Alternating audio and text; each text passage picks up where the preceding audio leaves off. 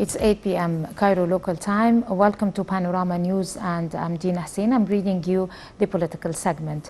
President Abdel Fattah Sisi received a phone call from his South Korean President Yoon Suk. Presidential spokesman Bassem Rodi said the two leaders discussed the bilateral cooperation at the economic and investment levels. Rodi added that the president greeted his South Korean counterpart on the occasion of celebrating the Foundation Day of the Korean Republic, stressing Egypt's appreciation for the long-standing close relations with South Korea. The two leaders exchanged views over regional and international issues of mutual interest.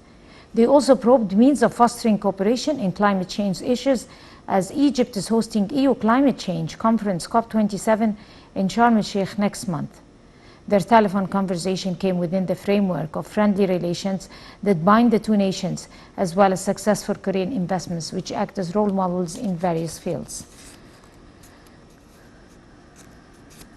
And during its weekly cabinet meeting, Prime Minister Mustafa Madbouli discussed a number of political, economic and social files and the latest developments on the global arena and repercussions of Russian-Ukrainian crisis.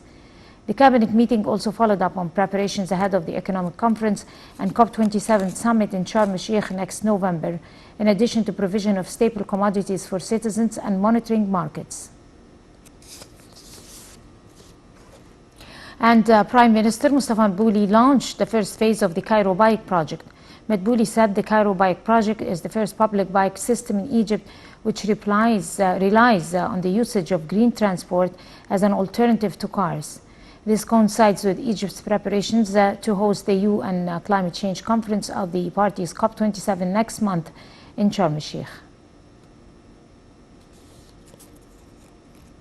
Egypt said it follows with great concern the latest developments in the occupied Palestinian territories.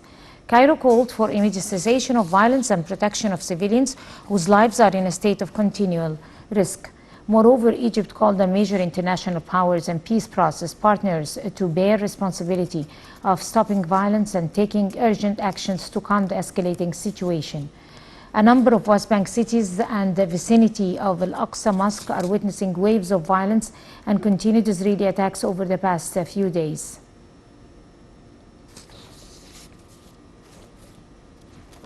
At least